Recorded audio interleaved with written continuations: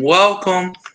Yep. And for the people in the back that can't hear me, welcome to episode 115.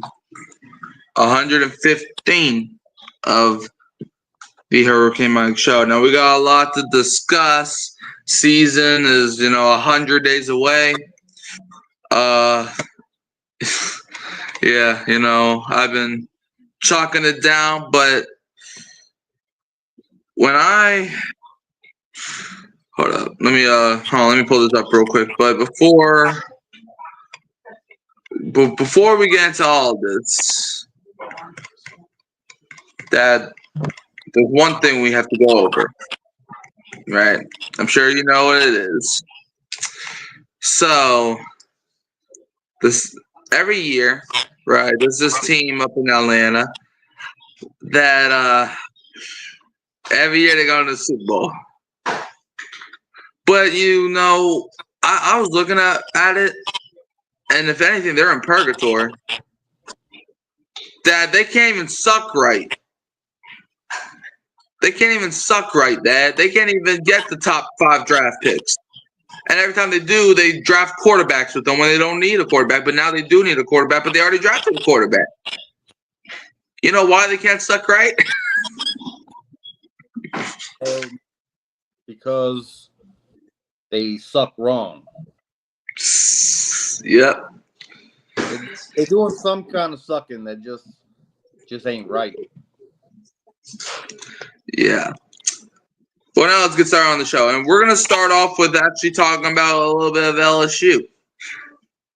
So, Brian Thomas said some stuff. I ain't going to pull it up yet because, that involves me having to use technology, and that's something that I can't do this. So, is Garrett Nussmeier the next Jayden Daniels? I think Garrett Nussmeier is going to have a breakout season this year. And I think it's a little different than Jayden Daniels. Seems like Nussmeier's been here forever. But Jayden Daniels kind of like came out of nowhere. And, his first year was, man. And then he just had a, freaking first round pick year. Of Heisman Trophy just out of nowhere. I don't think Nussmeier's coming out of nowhere. I think, people know who he is. He's on people's radar. He's good, but he hasn't played great yet. I think he's going to start playing great this season. Yeah, well, Garrett Nussmeier, he sucked last year. Like, he was terrible. I'm talking about, like, I wanted to throw my brain away. Like, that's how bad he was. Like, he was mid. Like, if anything, I think Garrett Nussmeier, people may hate this comment, but I think Garrett Nussmeier might, if I had to give him an NFL comparison, I would give him a Derek Carr comparison. If I had to compare him to someone in the NFL, it's like, you expect more from him, but, like, he's not a terrible option to have. I feel like I've even over-exaggerated, but it's not like he's not a terrible option to have, but you expect more from him, and he's as stale as bread. Like, he doesn't like the thing that made Jayden Daniels so great when he was here was because he knew how to use his legs. Okay, Garrett Nussmeier, this guy, he's like as stale as bread. Like, I don't think the next Jayden Daniels, as my dad leaves. So I guess we just wait for him to come back in. But while he's gone, I'm still talking about this. Garrett Nussmeier's not that guy. Okay, I'm sorry to all those diehard LSU fans that keep claiming that Garrett Nussmeier is this guy that he really isn't. Garrett Nussmeier is mid as it gets. Like, I'm sorry, but look, I'm no fair weather fan. Dad, I'm sure you're not either. So yeah, look, I'm gonna tell you how I see it. I'm gonna tell you how I see it. So, do you have any words on Garrett Nussmeier being the next Jane Daniels? Because he's not, but do you have any words on this? I think he's going to pleasantly surprise you, mainly because he's good. He's got talent, and we have a number of guys coming back to the fold this year. I mean, they're really going to break out this year. I think they're going to do some things. I think they're going to get in the college playoffs this year. I think Nussmeier may be a first-round pick next year. And to give a comparison, I think maybe the floor, maybe a little lower than the floor, would be like a Derek Carr comparison. But I think a top comparison, if everything falls right, I'm looking more of like a Stafford. I think he can be that good. All right. I mean, if I had to give him a ceiling, I think he's. Let me think. Who's a quarterback that's? If I had to give a ceiling, I think could be like kind of like a Dak Prescott, like for a ceiling wise, and a floor is a Derek Carr-ish. Like, I'm sorry, but it's like. Okay. But yeah. Next up on the list. Saints have no interest in Aaron Rodgers. Do you think that's a huge mistake for the Saints? No, I think that's. I mean, we got some young quarterbacks in here. We have to get on the field so they can start developing. I think if you bring Aaron Rodgers here, he's only a 1-year rental, and will he even he's over 40, 41 years old now. Will he even hold up for a year? So I'm good with us passing on Aaron Rodgers. I don't think he wants to come here anyway. Yeah, from what he said. But yeah, I think the only mistake that I could see the Saints is if they don't at least try to add a veteran quarterback. Because I'm sorry, but I don't really trust the quarterback room if it's just rookies. And even next year, we're probably gonna add another rookie. So it's like, okay, can we pick up like, I don't know, someone that has experience that can teach the rookie something? Like, could we like maybe even trade for a Joe Flacco? Like, cause the Browns, they have like 17 quarterbacks on their roster, so we could probably take one of them. So yeah. Yeah, so I don't really think there's a mistake in signing Aaron Rodgers. I think the only mistake would be if they don't add a veteran quarterback at all. But finally, Dad, the Saints quarterback contenders officially faced off in OTA starting of last week as Spencer Rattler and Tyler Shough compete. Dad, I have a question. What are you looking for in the OTAs when it comes to the quarterbacks? There's not tell unless you're behind the scenes seeing how these guys work, because practice won't be open to the public, so we won't be able to see other than what we see on news highlights, clippings, things like that. But they're all gonna look good in shorts and t-shirts, just throwing the ball, catching the ball. It's not gonna be until you get to training camp and you start to feel a little pressure, getting hit or whatnot in preseason games to see what quarterback rises to the top. So I'm waiting for training camp to give a judgment about that. Yeah, the OTAs obviously started up a week ago. It's like, okay, I just want the quarterbacks to be themselves. Okay, don't try to. And I said this before. I want the guys to be confident. I don't want them to be cocky and arrogant. There's a difference from that. I want a quarterback that's like, okay, yeah, I think I can win the job, but I don't want a quarterback that says, why are we even having a competition? I'm better than Mahomes already. I don't want none of that. Okay, I want a quarterback that's con. What'd you say? You like Shador Sanders? Well, Shador, I didn't really get any arrogance from him. I just got more of like overly confident. Ask Brian Dayball about that. Bro, I don't keep up with the Giants. Well, rumor has it they took Shador Sanders off their board completely. I mean, they wasn't going to draft him if they had 15 rounds. You know, they do their little interviews with the quarterbacks. He comes in the room. He says, they say, okay, show me this play on the whiteboard. And he's like, nah, we're not doing that. I want to know what y'all going to do for me. You know, that dude. So, yeah, Brian Dayball and them, they just took him off the board. Like, we're not drafting this guy no matter if there's 100 rounds. Okay, then. All right, well, I didn't know that, but still, it's like. That's true. I wasn't there. So. Yeah. All right. But now, speaking of the quarterback competition, Saints fans get major update around the quarterback competition, featuring guys like Tyler Shuck, Spencer Rattler, and the brand new head coach Kellen Moore even had some stuff to say. So Spencer Rattler said this, and this is his words, not mine. Said this on the Saints drafting Tyler Shuck early.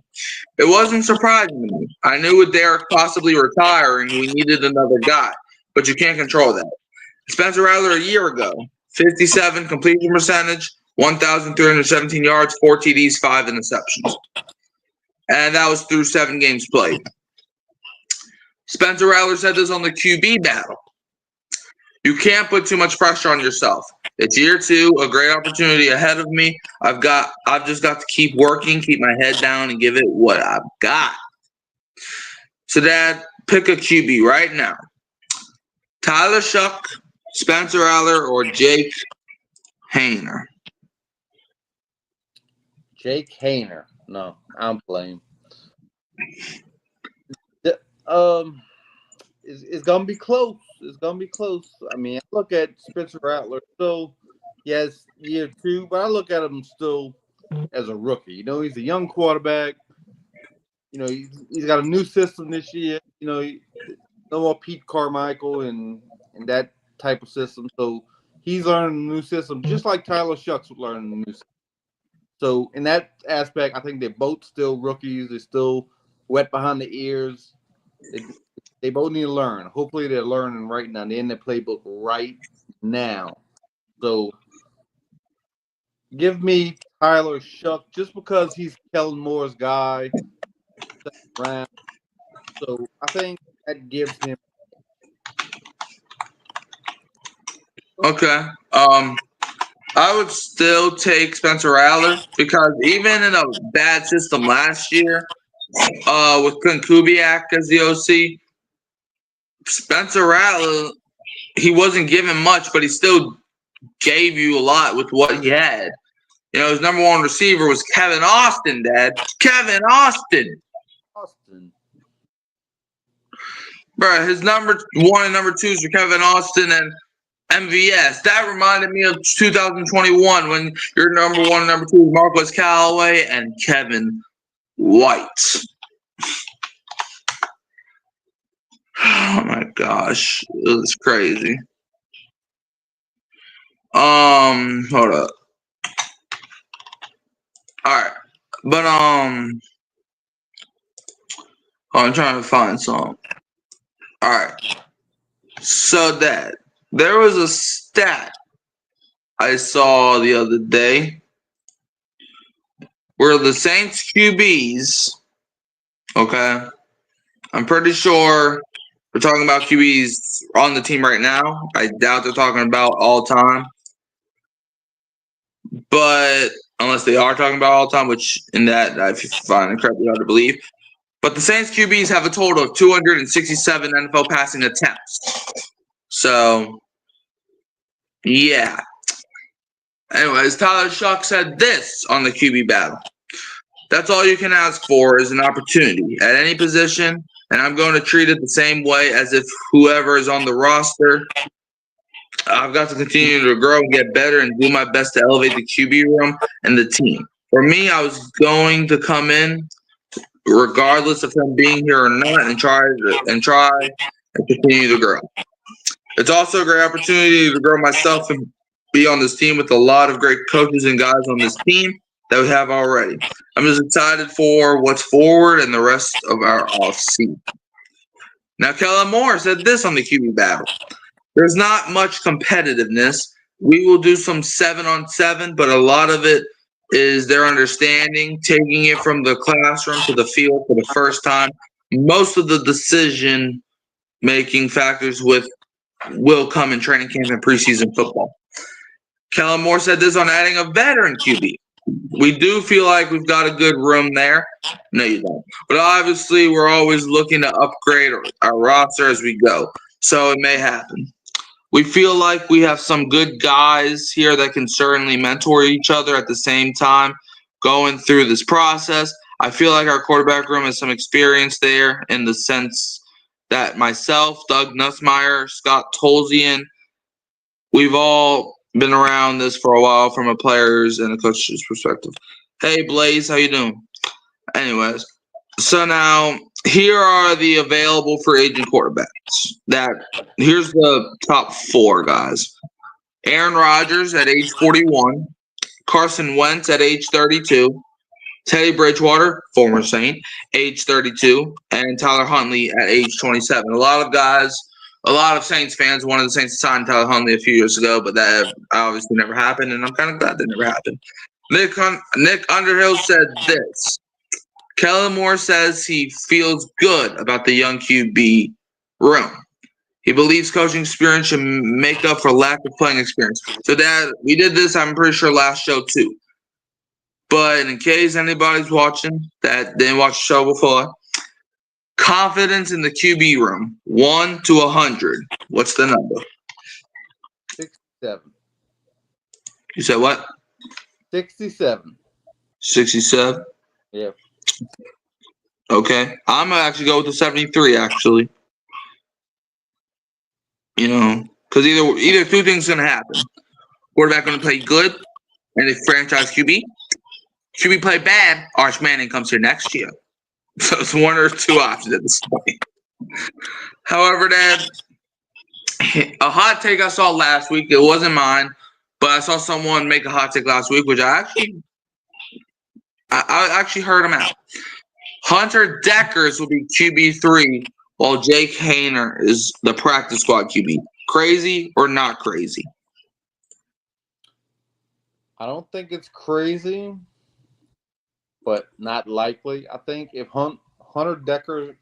if Decker sticks, I think Haener will be gone. I mean, why put him on the practice squad when you know what you have with Jake Haener? And, he'll take up a practice squad spot that you give to another player that you're not too sure of and you want to develop. I don't think that makes a whole lot of sense. Yeah, I actually think Dekkers will finish out as QB3. I don't see a world where Jake Haener can even breathe in the same air as the other two. It's like this man just, bro. Jake Haener, this man can't land a grape in an ocean if his life depended on it. This guy sucks. Like, I still remember that Washington game like it was yesterday. That boy had a guy wide open down the field for a possible, at least like to get yards, and this man just chunked up a prayer, and let's just say God was busy at the time of the prayer. That's just one throw, bro. It wasn't just that throw. It was plenty of the throws. Anyways. Well, let's do kind of a way too early schedule prediction, just because I feel like it. Of the Saints. Obviously, we're gonna do this probably one more time before the season starts. So, all right, week 1, hosting the Cardinals. Dad, win or loss? I think that's.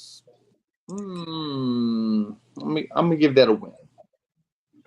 I'm gonna give that a win too. Week 2 at home against the 49ers. Win or loss? I think it's going to be a beatdown, and we are going to be on the short end of it. down. L. I actually think we're gonna actually upset the 49ers. Week 3 at the Seahawks, Dad. Win or loss? At the Seahawks. Going to Seattle. The 12th man.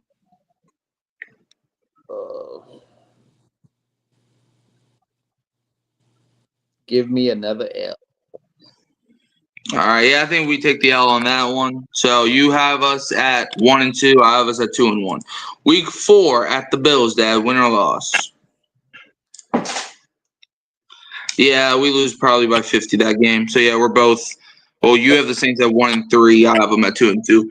Next game, hosting the Giants, Dad. Win or loss? Jackson Dart coming to town and nothing else. Malik Neighbors. That's it. I give us a W. I think we win too. So for me, I have the Saints at 3-2. You have the Saints at 2-3. I'm pretty sure. Yeah. All right. Hosting the Patriots, Dad. Win or loss? In the Patriots. I think the Patriots are coming in here and giving us an L. Yeah, I think we lose too. So, all right. So you have us at 2-4. I have us at 3-3. Next game at the Bears, Dad. Win or loss? At the Bears. I like what the Bears have been doing lately in their transactions, and they had a pretty solid draft. I think we go in there and get an L.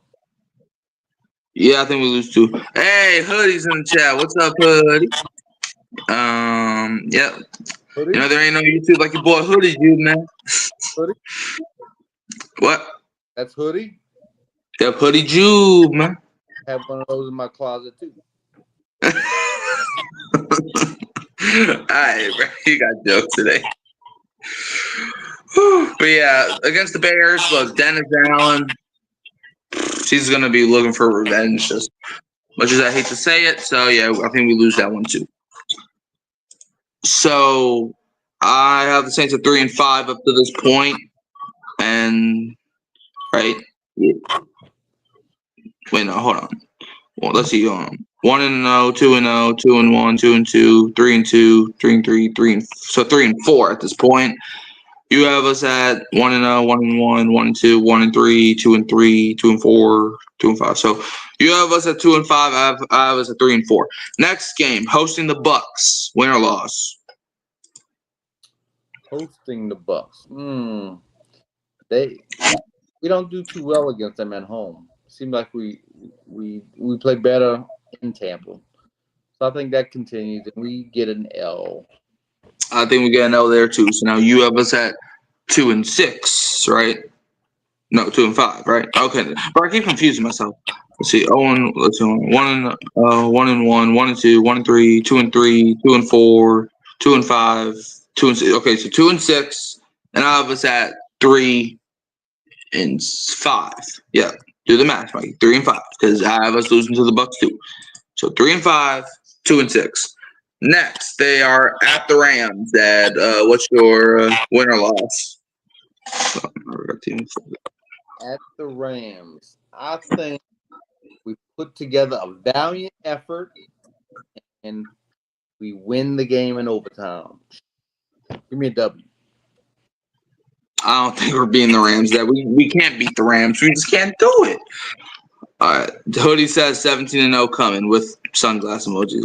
Okay. Okay. Yeah. Yep. Just go ahead and hop on Madden and put it on the rookie mode, and yeah, I think we can go 17-0. Win by 100 points every game. Go 17-0 if on rookie mode and Madden. Yeah, we lose to the Rams. So yeah, now we both have the Saints at 3-6. Next game at the Panthers, Dad. Win, W or L? If we can't beat that little high school boy they got playing quarterback, then we're gonna lose a lot of games. So I'm gonna give us a W in this one. Yeah, I think we beat the Panthers too. I just don't think the Panthers have what it takes to beat the almighty Spencer Rattler. Okay, but yeah, now we both have the Saints at 4-6. Next, next game, the Saints welcome the Falcons to town. W or the L? I got to get a W here. I mean, I'm not giving the Falcons any kind of recognition, any kind of compliments. No. So give me that W. Yeah, I think the Saints get the W too. Cody says our floor is 5 wins, ceiling is 8 to 9 wins. Yeah, I could see it. I could also see a world where the Saints finish under 5 wins, depending on whether Tyler Shuck or Spencer Rattler, like what are they doing? Because like they're both essentially rookies. Like I know Rattler's been in the league for like this is gonna be second year now, but he essentially last year was never given a fair shot. Like I said earlier, his number one wide receiver was MVS dad, who was having a pretty good season. But still, your number one receiver should not be MVS. I don't care how good he's playing. But yeah, we beat Atlanta, so now we're both having the Saints at 5 and 6. Next game, they're at the Dolphins, Dad. W or no W? No W. They're going to lose that game in Miami. Yeah, we're not beating Miami. Look, Tyreek Hill, we don't have a DB to keep up with Tyreek Hill or Jalen Waddle. And we don't have a receiver to beat Jalen Ramsey. Like, I'm sorry, that's just a mismatch that's not made in heaven. So yeah, we're both having things at 5 and 7 now. All right, now at Tampa, W or no W? I'm gonna say the Bucks sweep us this year. Give me an L. I agree. We got swept by Tampa this year, unfortunately. 5 and 8, hosting the Panthers. W or no W? I think we split with them. Give me a W here. I mean, give me an L here. Yeah, I think we also take the L there too. So now we both have them at 5 and 9. Now they hosting the Jets, the only team the Saints are favored to beat. Dad, W or the L? Then we have to beat them because Vegas says this is the only one we. So give me a W. I think we get a W too. So we both have the Saints at 6 and 9. Next up at the Titans, Dad, W or no W? Let's see. Give me a W there. I think we beat the Titans. I think we beat the Titans too. Now that week 18 to end the season, we're both 7 and 9 at Atlanta. W or the L? Give me a finishing record of 8 and 9. We get the W. Yeah, I think we finished 7 and 10. But I would love to sweep Atlanta. Don't get a choice. I would love to sweep Atlanta. But I just don't see this team being able to sweep Atlanta. I think we get them the first time, but the second time they're going to be prepared. Plus, I would say playoffs are on the line, but we already know they're not making playoffs anyway. So yeah, yeah. The only way I can see Atlanta making the playoffs is if the rest of the NFC South die of plane crashes. That's the only way I can see the Atlanta winning the division. So yeah, Saints finished 7 and 10. You haven't finished an 8 and 9. All right, next up on the agenda list. All right, hold up. Next up, could the Saints offensive line be a strength in 2025? First off, before we go on to this subject, let me ask you a question. Okay. So you got them winning 7 games. I got them winning 8 games. Mm-hmm. Both of those records, you won't get the first pick in the draft, or the second, or the third. So if you're trying to get a guy like Arch Manning or whoever's going to be the top, the quarterback, keep, you're not going to get them. So what is the cry for next year? The cry, I mean, like suck for luck, something like that. Something for Arch, something for Manning that we need to chant if we're gonna lose enough games to get Arch Manning. I can't find the rhyme. March for Arch. March toward that first overall pick. Yeah, March for Arch. All right, that's gonna be the cry. Anyway. Yeah, if the Saints are that bad by midseason, I'm gonna be like, march for Arch, march for Arch. At midseason, if we're 2 and whatever, yeah, it's time to march for Arch. Yeah, like Anyway, yeah. Could the Saints Well, Hoodie's. strength? Well, yeah. Well, Hoodie said. Hold on, before you answer that, Hoodie said Arch Manning's not coming out in next year's draft, according to some inside sources. Yeah, I've heard those sources, but at the same time, you never know. He could change his mind because, like, he still has a whole year to make up that decision. So, like, I'm not saying. Look, I don't live with Arch Manning. I don't know Arch Manning personally. Arch Manning probably does not even know I exist unless he's watching the show. If you are, shout out to you. But I'm just saying, if he is to come out next year, even if he's not coming out next year, I'll still probably say march for Arch.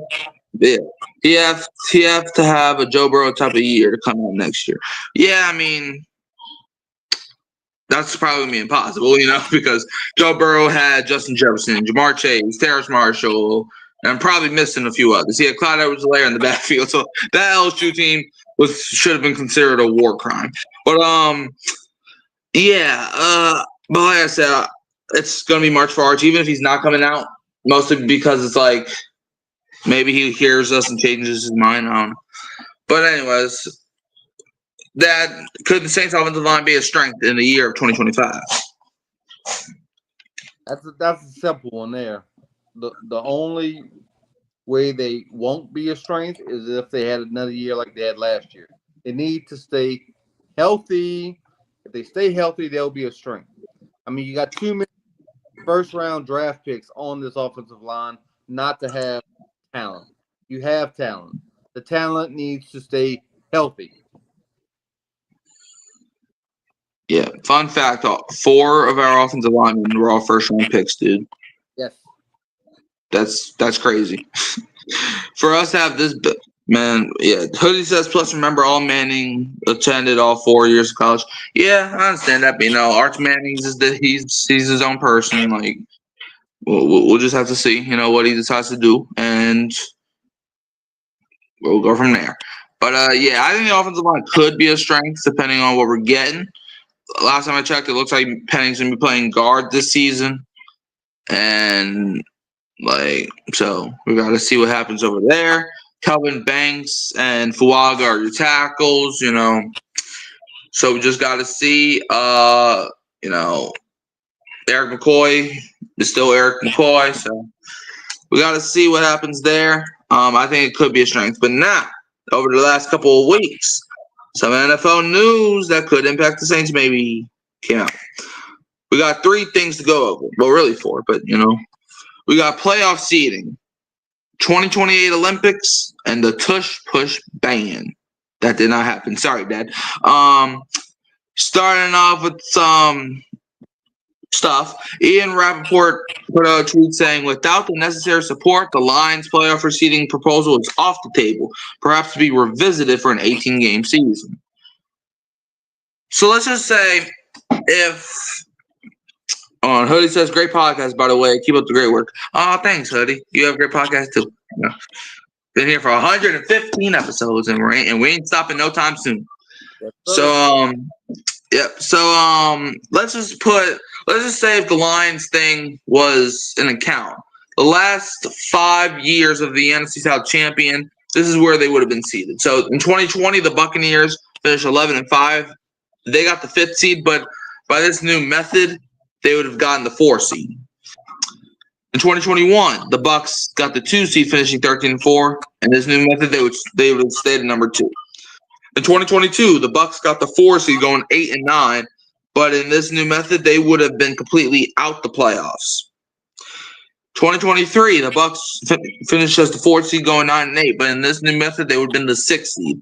And in 2024, the Bucs would have finished as the 3 seed. The Bucs finished with 3 seed going 10-7, but with this new method, they would have got the 6th seed as well. Ian Rappaport said, NFL owners have now officially approved a resolution to allow their players to participate in flag football in the 2028 Summer Olympics. 32-0. No surprise, but significant. The NFL's version of the Dream Team is coming as the Olympic flag football rules 5-on-5 format with a total of 10-man roster with the quarterback, center, wide receiver, or running back versus the rusher, DB, and safety. And the rules, the field size is 70 by 25 yards, 2 20-minute halves, including 2-minute warnings, 4 downs to reach midfield, 4 downs to score touchdowns, no run plays within 5 yards of the end zone, overtime with each team getting a possession. How do you feel about that? Let me ask you a question. Okay. Have you watched the Pro Bowl in the last 3 years? Yes. Did you enjoy the Pro Bowl the last 3 years? Yes. Well, you're in the minority. Nobody cares. Nobody wants to see, NFL players playing flag football. I mean, people that don't watch the Pro Bowl, check out the numbers. They are not going to watch. They might check out the first game, see what the circus is all about, but they're not going to continue to watch this little crazy little stuff. Look, I'm just saying it because, I used to play flag football back in the day, and so flag football will always hold a place in my heart. So yeah. But anyways, we kind of pushed back. But do you think that they should reseed the playoff teams the way that Dan Campbell and the Lions wanted to? No, I like it just the way it is. Every team has a complaint every year. So this division was bad. So the NFC champ gets in at a higher seed than they deserve. You know what? It's gonna be different every year. I like it because it puts emphasis on winning your division, even if it's a bad division. Even if you're on a bad team, you have a chance to get in the playoffs and do something. And if they reseed it or do something else, they lose that aspect, and it's fine the way it is. Yeah, look, I understand, right? Bad teams in the playoffs isn't great for television, but man, I don't care about the television. I care about it's about the principle. It's about the freaking principle of it. About getting my in. I don't care if we bad. We gonna be in there. We play wild card weekend. Come on now. Yeah. That the best teams in the NFL don't win the Super Bowl every year. Okay, so whoever makes the playoffs, I still think they should have kept it at 6 teams because now you're putting too much teams in. It's going to get to a point where every single team's in the playoffs. So, bruh, it's like it's going to take out value of that. But for the divisions, it's like if you're not going to have the division winner in the playoffs, then what's the point of having division winners in? What's the point of winning your division then? Right. It's like you're aware that the NBA actually has divisions? Yeah, I'm aware of it. I don't pay attention to that, but I'm aware of it. They put no emphasis on winning your division. They don't even some people are unaware that they even have divisions. They go east and west, and that's it. Put emphasis on your division to make everything more exciting. Yeah, it's like, right. What's the point of winning your division if you ain't gonna get no reward for it? Right. It's and I understand a lot of people because in college football, right? I hated that they made division champs get automatic buys, but I would have been okay if they put the division champs in the playoffs. Just they don't got to get buys. That was my emphasis. You can put them in the playoffs, just don't they don't have to get buys. So that's why I liked when they changed the rules. Top teams get buys now. Do you know who won the Midwest division last year in NBA? In the NBA, I don't know. Nobody else does either. They don't care. Nobody cares. Who is the eight seeded teams? That's all they care. And who moved on, and who went to the finals, and who won the championship. Nobody cares about who won the divisions. Yeah. Sometimes I even be forgetting they have divisions. It's like, bro, what are we even doing here? But anyways, let's move back to these Olympic things. So here are my Olympic Saints. If the Saints from now are in the Olympics. At running back, you gotta have the Alvin Kamara. You just gotta have. Your wide receivers are Chris Olave and Rashid Shaheed. His safety is Justin Reed. Your corner is Kool-Aid McKinstry. Dad, who are your 5 Saints players that should, other than the quarterbacks and stuff like that, but who are your 5 Saints that should be in the Olympics if they were in the Olympics right now? Alvin Kamara, boy, those flags would look good on his hip. Raheem Shaheed, boy, he's gonna be gone. Those flags are gonna be flapping on the back, and grab his mother, But anyway, and who else we got? Kool-Aid, yeah, throw a little Kool-Aid in there, because I heard he's good at grabbing those flags. Good at it, He's the flag grabber of the year, instead of defensive player of the year. He's the flag grabber of the year. That's a good one. Who else we got? A defensive lineman? No, we need a safety. Safety. All right.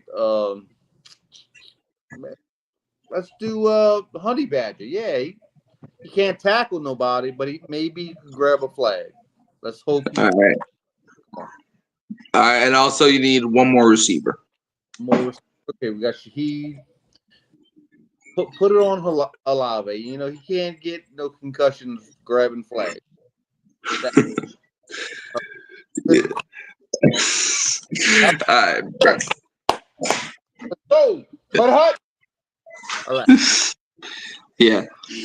Now, Deanna Rossini put out breaking. The Packers' proposal to ban the almighty tush push does not, and I actually agree with them not banning it, that they did not ban the tush push. It did not receive the required 75% support from the NFL's owner to pass per source. The NFL's owner had passed a rule change that would allow teams to declare onside kicks at any point during the game if they are trailing. And they will be kicked from the 34 instead of the 35 per source. So yeah, those are the 3 other rules that we're about to talk about. First, the NFL ban tush push. No, tush push stay. How do you feel about it? I'm either way about it, man. On one hand, I say, if you don't like tush push, stop it. And I'm on the other hand saying, okay, if you like the tush push, why? I mean, it's not a football. Just push somebody in the tush. There's something wrong. Anyway. Yeah, well, I don't think it should have been banned because it's like, well, it's a play in the NFL, and if you want, like, people are acting like it's unstoppable, like the Eagles are using some cheating mechanism. Like, that's not what happened. Like, they're just good at it. Like, other teams can do it. Anyways, next rule. Like, I wasn't gonna spend too much time on that because I already made a video ranting about it. But anyways, also, last year the NFL made a rule where no team can go for an onside kick unless it's the fourth quarter. Plus, they have to declare. Well, now they changed that rule, so now they can declare an onside kick at any point during the game, as long as they're trailing. So, Dad, how do you feel about the rule? I hate the whole rule as it is. They should let it go back to the way it is, the way college does it. Now I just hate keep tinkering it here and there. You got to declare for this, declare for that. Kick it in the box. That's football. Just kick the thing off. Let's play some ball. Yeah, bro. It's like, look, obviously, onside kicks are more. I know Saints fans always remember the Super Bowl, right? If we don't recover the onside kick, we probably don't even win the Super Bowl, to be honest with you. But at the end of the day, why did y'all even change it in the first place? It's like the kickoff rules are fine. No one was getting hurt on kickoffs that often. Like, it's like the ball would never disappear if it hit the end zone. Like, teams could still score. if they got the ball from the 25-yard line. It's like, what's the point in changing it? You want to know what made Tom Brady and prime Aaron Rodgers and Drew Brees so fear? You want to know what made the quarterbacks fear? It's because their ability to drive down 75 yards. But now, a quarterback, Drew Lock, he throws the ball 10 yards. Oop, you're already at the 50. It's like, okay, well, what's the point of that? You're just nerfing defense. At that point, just have the players play with peanut butter. Like, it's just pathetic. And also, now they're going to be kicking from the 34 instead of 35. Big whoop. Yeah, we're changing the rule over a yard, people. That's what the NFL is. But anyways, moving on. Do you have anything else to say about these stupid old kick rules? They took their hard-earned time. Time is valuable to people. They took their time to discuss, should we kick off from the 34-yard line instead of the 35-yard line? Did I hear you right? Oh, yeah, 34-yard line. From the 35-yard line to now the 34-yard line. Somebody shoot me now. Okay. The whole thing needs to be straight. These people, have lost their minds with this. We can do a whole on this. Yeah. Man, I don't be surprised if they make a rule where both teams have to start the game with 7 automatic points. That's probably going to be the next rule, probably. Maybe that actually happens. But anyways, let's move off of this. Tua to the Saints. Do you see a world where the Saints have to trade for a new franchise quarterback and Tua Tagovailoa? No. Okay. Can you give me a reason why? Concussion history to stop anybody from trading for him, giving up some capital assets for somebody who's had 4 or 5 concussions, and it was a talk about, did he even want to play anymore? No, nobody's going to trade for him. Yeah, I think this would be a great trade. You know why? So now Tua and Chris Olave can talk about all their concussions they've had together. They can have their own concussion club. Yay, we're in New Orleans now, and we get concussions every single game almost. That would be fun. On a serious note, though, Tua to the Saints, if he can stay healthy, which is a big if at this point, I would actually like to trade. A couple years ago, he did lead the league in passing yards for a reason. So, yeah. Do you have anything else to say on the Tua and Chris Olave injury concussion club? Yeah. Nope. Okay. Next, are the Saints in danger of losing Asante Samuel as he took a visit with the Miami Dolphins a week ago? Dad, do you think the Saints should be fearing for their lives? I don't even know if Asante Samuel is 100% healthy at this point. He says he is. I've heard different things. So I'm not too much worried about Asante Samuel, the way he's playing now. Yeah, I don't think the Saints should be worried, though, because, the only reason teams haven't taken him for a visit yet is because of his health. But once he gets fully healthy, someone's going to pay him. Just a matter of who. But anyways, this reminded me of Justin Simmons last year, and he was a free agent for almost until the season started. Then the Saints went to go interview him, and then the Falcons were like, "Hey, hold my beer." Anyways, next, did Jake Hanna lose the Saints quarterback battle with his oblique injury? Do you think that he should already start getting ready to flip them pads, or do you think he still has a chance, like a snowball's chance? I think he was running in 3rd place anyway, so it just gives Tyler and Spencer more time with the first units to start something this year and to have a true quarterback battle. Yeah. I think what are we talking about? Oh yeah. I think Jake Hanna. Look, I think he lost the battle regardless. Like, it doesn't matter what injury he has. I don't care if his pinky hurts, man. He lost his battle regardless. But yeah, anyways, yeah. Jake Haener, though, will miss the rest of the OTAs with an oblique injury. For real, though, I hope he gets better. Let's see. Well, we kind of already went over that. Let's see. Spencer Rattler starting. But yeah, we're gonna go over some OTA news that came out. Spencer Rattler took first team reps during 7-on-7 drills. He went 8 for 8, looked very comfortable, multiple connections with Chris Olave. Clearly ready for the quarterback competition. We got Tyler Shuck.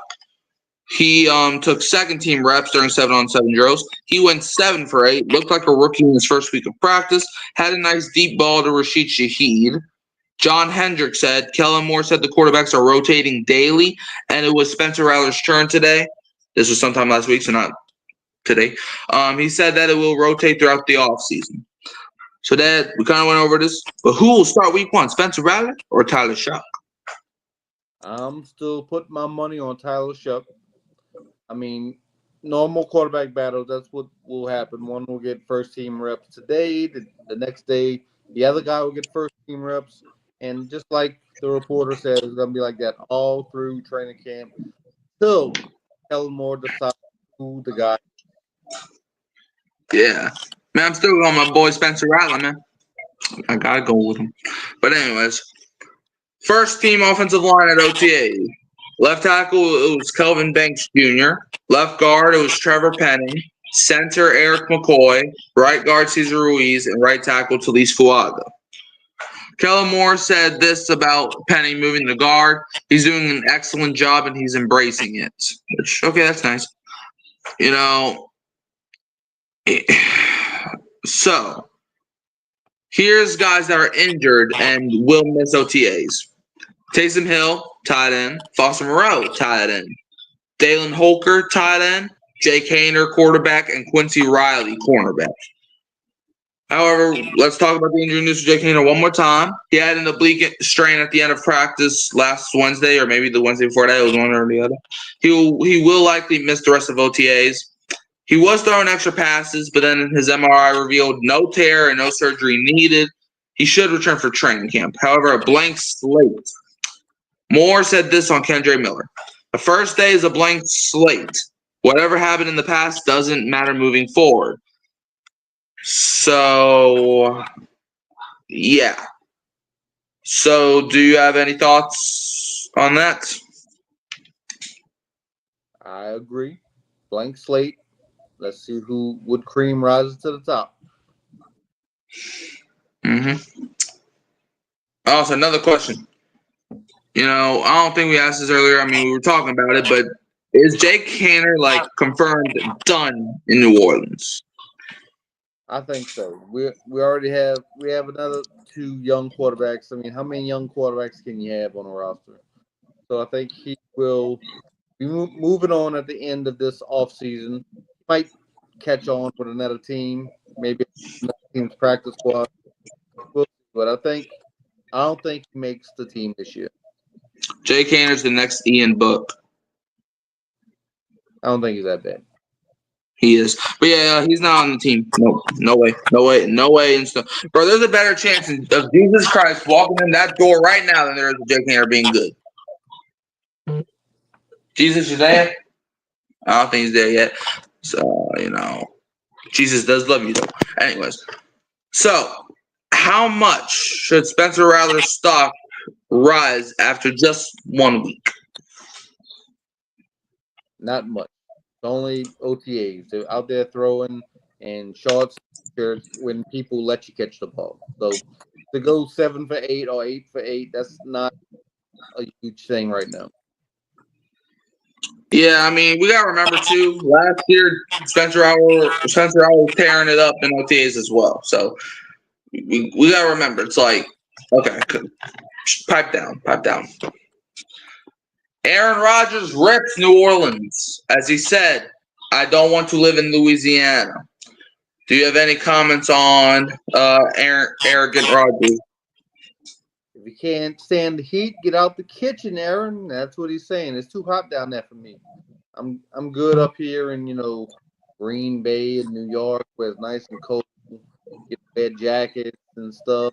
So that's where he's at. He's afraid. Yeah.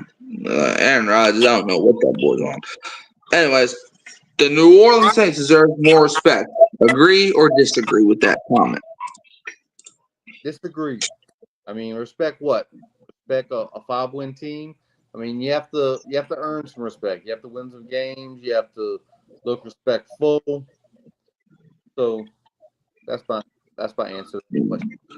I do think the Saints should deserve. I think they do deserve more respect than what they're getting, though. Because people were saying you're a bottom 5 team. Look, I went live earlier saying I don't care what they're talking about, but from my point of view, from what people are talking about us, they're saying we're the number 1 overall pick, and I don't think that's true. I think Iowa deserves a little bit more credit than that, but Anyways, that we got some special keyword special changes coming to the New Orleans Saints roster. Let's talk about the special teams battle because I don't think we talked about that the entire offseason. Special teams battle. Kicker is between Blake Grupe and Charlie Smythe. Punter, Matthew Hayball, and James Burnett. So let's talk about the kicker battle. Blake Grupe will be a restricted free agent after this season. He has been the Saints kicker since 2023 and was signed by Dennis Allen, and he initially beat out Will Lutz. Blake Grupe in 2024, he was 27 for 31, 6 for 8 on 50-plus yarders. His longest was a 57-yarder and was 31 for 33 on extra points. Charlie Smythe was signed as an IPP player in 2024 from Ireland. He looks more confident and comfortable at this stage compared to last year and has a very strong leg. But we have only seen 1 field goal and 5 kickoff attempts. Connor Mangan said something to note. Charlie Smythe was roughly 84% in training camp, his first ever, and 100% in games. I've personally seen him hit from 68 and 70 yards consecutively. So that pick a kicker, Blake Grupe or Charlie Smythe? I think Blake Grupe will hold on to the job this year. But that is I gotta go Blake Grupe too. Guys hit 70 yards practice. That is impressive. That I ain't gonna lie, almost everybody hit 70-yard field goals in practice. Not really, not necessarily.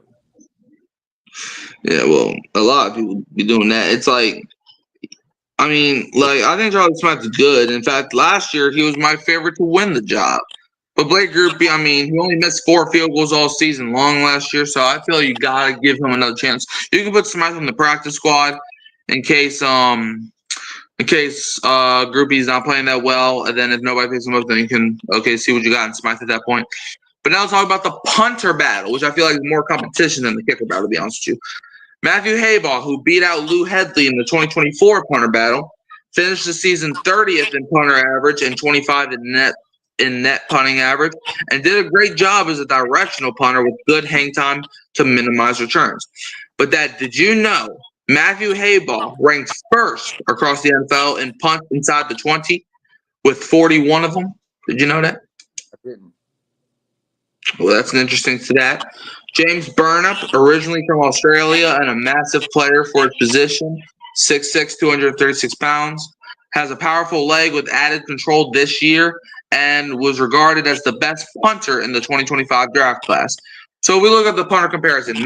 Matthew Hayball, 75 punts, 64 is his longest, 3,303 punt yards, 41 inside the 20, 40.4 nets.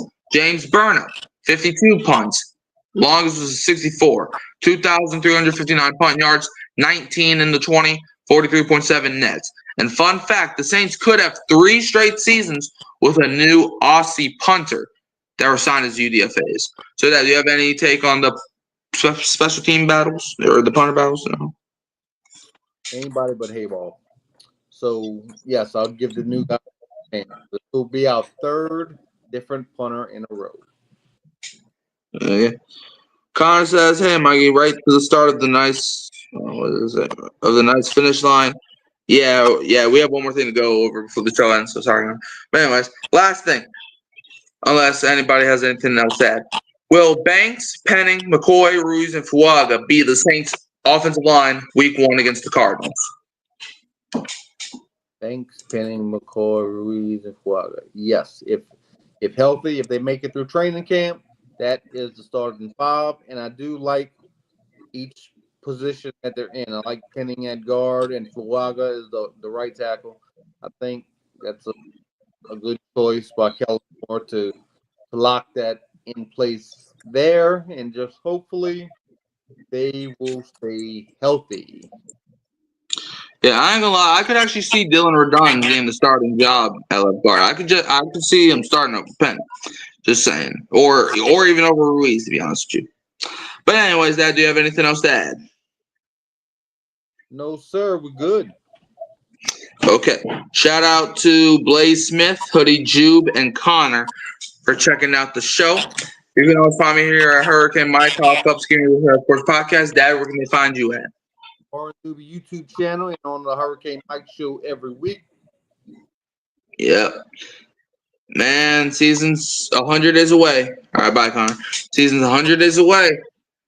And then we're going to, on the show, we're going to be doing lots of stuff during the football season. We're going to be going over the main thing. We're going to be going over players that make us want to cry in the middle of the street. We're going to be going through all of that. So we're going to leave you, as always, with the Who Dat. And for another time, don't be a what? Don't be fail camp fan, because they're going to try to draft Archie Manning. Yeah, then they're going to probably draft a punter instead.